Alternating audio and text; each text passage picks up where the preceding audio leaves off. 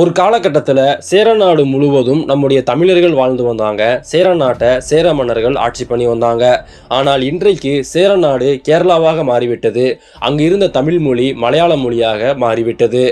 கேரளாவை ஆட்சி செய்த சேர மன்னர்கள் எப்படி வீழ்ச்சி அடைந்தாங்க, அங்கிருந்த தமிழ் மொழி எப்படி மலையாள மொழியாக மாறியது என்பதை பற்றி இந்த பதிவில் நம்ம விரிவாக பார்க்கலாம். வீடியோக்குள்ள போறதுக்கு முன்னாடி இதுவரைக்கும் நீங்களும் நம்ம சேனலை சப்ஸ்கிரைப் பண்ணலனா மறக்காம சப்ஸ்கிரைப் பண்ணிடுங்க.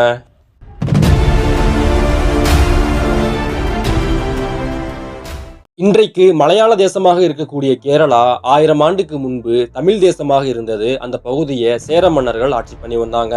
கேரளாவில் ஏற்பட்ட இந்த ஒரு மிக பெரும் மாற்றத்திற்கு காரணம் யாருன்னா 2 பேர். ஒன்று சேர மன்னர்கள், மற்றொன்று நம்பூதிரி பிராமணர்கள்.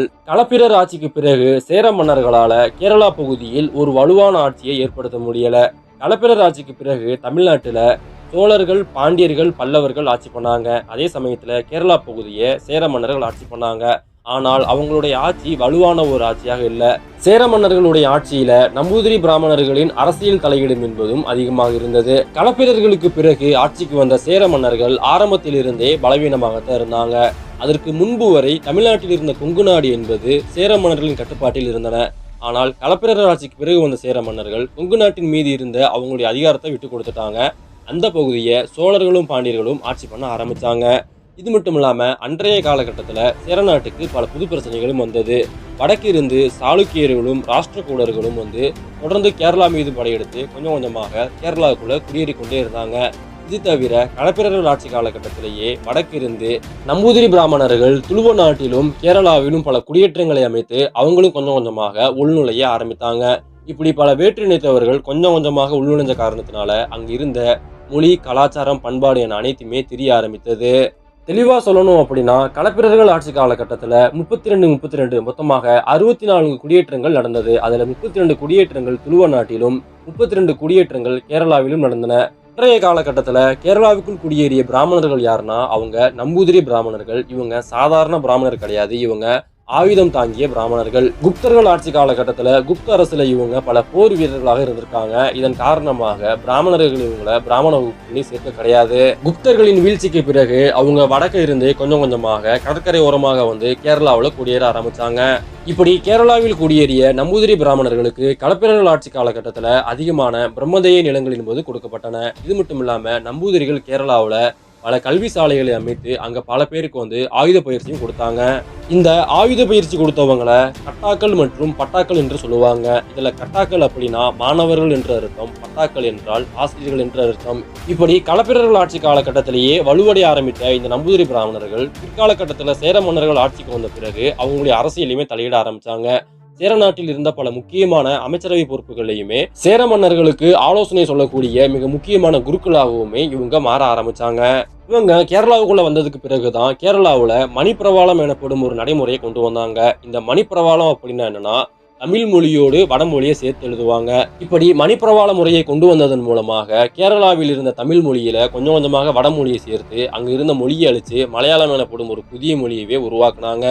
இது மட்டும் இல்லாம சேர மன்னர்கள் ஆட்சி பண்ண காலகட்டத்திலேயுமே இவங்க பல கல்வி சாலைகளை அமைத்து அங்க பலருக்கு ஆயுத பயிற்சி கொடுத்து வந்தாங்க. இதனாலதான் ராஜராஜ சோழன் அரியணை ஏறிய உடனேயே காந்தலூர் மீது படையெடுத்து அங்க இருந்த ஆயுத சாலையை அழித்து தரைமட்டமாக்கியிருப்பாரு. இப்படி நம்பூதிரிகள் ஒரு பக்கம் சேரநாட்டுக்குள் புகுந்து அரசியல் ரீதியாகவும் கலாச்சார ரீதியாகவும் நிறைய மாற்றங்களை கொண்டு வந்தாங்க. மறுபுறத்துல சேர மன்னர்கள் அன்றைய காலகட்டத்துல மிகவும் பலவீனமாக இருந்தாங்க. இதன் காரணமாக சேர மன்னர்கள் தொடர்ந்து பாண்டியர்களுக்கும் சோழர்களுக்கும் கப்பங்கண்டி கொண்டுதான் இருந்தாங்க. அவங்களால சுயமா ஆட்சி பண்ணவே முடியல. இப்படி சேர மன்னர்கள் மிகவும் பலவீனமா இருந்த காரணத்தினால சேர மன்னர்களுக்கு கீழ் இருந்த பல சிற்றரசர்கள் அனைவரும் சுயமா ஆட்சி புரிய ஆரம்பிச்சாங்க. இது பல உள்நாட்டு பிரச்சனைகளை ஏற்படுத்தியது. தொடர்ந்து பல போர்கள் காரணமாக சேர நாட்டுக்குள்ள பல பொருளாதார பிரச்சனைகளும் ஏற்பட்டன. இது மட்டும் இல்லாம சோழர்களும் பாண்டியர்களும் சேரநாட்டில் இருந்த மிக முக்கிய துறைமுகமான முசிறி துறைமுகத்தை அவங்க கட்டுப்பாட்டு கீழே கொண்டு வந்தாங்க. இதனால வணிகத்தையுமே உங்களால கட்டுப்படுத்த முடியல. அரசியல் ரீதியாகவும் பொருளாதார ரீதியாகவும் என அனைத்து வகைகளிலுமே சேர மன்னர்கள் பலவீனமாக இருந்தாங்க. இதன் காரணமாகத்தான் சேரநாடு என்பது மிக பெரும் வீழ்ச்சியும் அடைந்தது. இந்த சமயத்துல கிபி 12ஆம் நூற்றாண்டில் அரியணை ஏறிய ஒரு சேர மன்னர் தான் ராமவர்ம குலசேகரன். இந்த சேர மன்னர் தான் கடைசி சேர மன்னர். பிற்கால சேர மன்னர்கள்லயே கொஞ்சம் வலுவான ஒரு சேர மன்னர்னா அது கடைசியாக ஆட்சிக்கு வந்த இந்த ராமவர்ம குலசேகரன் தான். இவருடைய ஆட்சி காலகட்டத்துல இவரு பல நிர்வாக சீர்திருத்தங்களை கொண்டு வந்து உள்நாட்டை கொஞ்சம் கொஞ்சமாக பலப்படுத்த ஆரம்பிச்சாரு. இது மட்டும் இல்லாம சேர நாட்டின் தலைநகர மகோதையிலிருந்து கொல்லத்திற்கு மாற்றி அமைச்சாரு. சேர நாட்டு எல்லையில் நிலைநிறுத்தப்பட்டிருந்த சோழ நாட்டு படைகள் மீது தற்கொலை தாக்குதல் நடத்தி சோழ படைகளை அங்கிருந்து பின்வாங்க வச்சாரு. இப்படி பல்வேறு சீர்திருத்தங்களை இந்த சேர மன்னர் கொண்டு வந்தாரு. இப்படி அன்றைய காலகட்டத்தில் இவர் என்னதான் பல சீர்திருத்தங்களை கொண்டு வந்திருந்தாலுமே அன்றைய காலகட்டத்தில் இருந்த நம்பூதிரிகள் இவரை சுயமா ஆட்சி பண்ண விட கிடையாது. நம்பூதிரிகளின் கட்டுப்பாடு என்பது இந்த சேர மன்னனுடைய அரசியல்ல அதிகமாக இருந்தது. உதாரணம் சொல்லணும் அப்படின்னா அன்றைய காலகட்டத்தில் நாளுதலி என்று அழைக்கப்பட்ட ஒரு நம்பூதிரி சபை இருந்தது. இந்த சபையில் இருந்து கொண்டுதான் இவர் முக்கியமான பல ஆணைகளையுமே வெளியிட்டாரு. அந்த அளவுக்கு செல்வாக்கான ஒரு அமைப்பாக இந்த நம்பூதிரி அமைப்பு அன்றைய காலகட்டத்தில் இருந்தது. பிற்கால சேர மன்னர்கள்லயே மிகவும் ஒரு வலுவான சேர மன்னர்னா அது இந்த சேர மன்னர் தான். ஆனால் இவர் ஒரு முடிவு எடுத்தாரு. அந்த முடிவு சேர அரச மரபுக்கு முடிவுரை எழுதியது. அப்படி என்ன முடிவு எடுத்தார் அப்படின்னா சேர அரச மரபையை இவர் முடிவுக்கு கொண்டு வந்துட்டாரு. கேரளாவை 17 சிறு சிறு நாடுகளாக பிரித்து பல சிற்றரசர்களிடம் அதிகாரத்தை ஒப்படைத்துவிட்டு இவர் போயிடுறாரு. ஒரு மிக பெரும் நாடாக இருந்த சேர நாட்டை இவர் 17 சிறு சிறு நாடுகளாக பிரித்தாரு. அதுல முக்கியமான 7 நாடுகள்னா அது கோலத்து நாடு, வேநாடு, பெரும்படப்பு நாடு, கோல நாடு, குறும்பொற நாடு, வள்ளுவ நாடு, எரநாடு ஆகிய 7 நாடுகள் மிக முக்கியமான நாடுகள். இந்த 7 நாடுகளுக்குமே தனித்தனி தலைநகரங்கள் இருந்தன. இதையும் தாண்டி மற்றும் பிற 10 நாடுகளையுமே உருவாக்கினாரு. இப்படி 17 நாடுகளை உருவாக்கிய பிறகு ஒரு ஒப்பந்தம் ஒன்றை போட்டாரு. அது என்ன அப்படின்னா இந்த 17 நாடுகளும் தங்களுக்குள்ள அவங்களுடைய எல்லைகளை மதித்து நடந்து கொள்ள வேண்டும் என்ற ஒப்பந்தத்தை போட்டாரு. இப்படி ஒரு நாட்டை பிரித்து கொடுத்த காரணத்தினால மைய அரசு என்று ஒன்று இல்லாமல் போனது. இதனால சேர நாடு கிபி 12ஆம் நூற்றாண்டோட முடிவுக்கும் வந்துவிட்டது.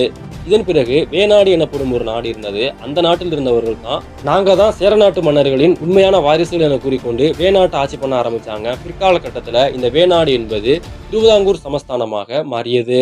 மொத்தத்துல சேர மன்னர்கள் எப்படி வீழ்ச்சி அடைந்தாங்கன்னா நம்பூதிரி பிராமணர்களின் தலையீட்டு காரணமாக கேரளாவில் பல கலாச்சார மாற்றங்கள் ஏற்பட்டன. மறுபுறத்துல வலுவான சேர மன்னர்கள் ஆட்சியில் இல்லாத காரணத்தினால அவங்களால சேர நாட்டை திறம்பட நிர்வகிக்க முடியல. இதனால சேர நாட்டை பல பிரிவுகளாக பிரித்து கொடுத்துட்டு போயிட்டாங்க. அதன் பிறகு வந்தவங்க சிறு சிறு பகுதிகளை ஆட்சி பண்ணவும் ஆரம்பிச்சாங்க.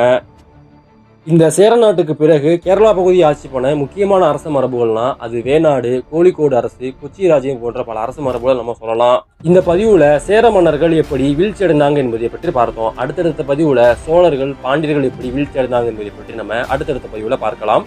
அதுவரை தொடர்ந்து இணைந்திருங்கள். இந்த வீடியோ உங்களுக்கு பிடிச்சிருந்தா லைக் பண்ணுங்க, ஷேர் பண்ணுங்க. உங்களுக்கு அடுத்து என்ன மாதிரி வீடியோங்கிறத மறக்காம கமெண்ட் பண்ணுங்க. நன்றி.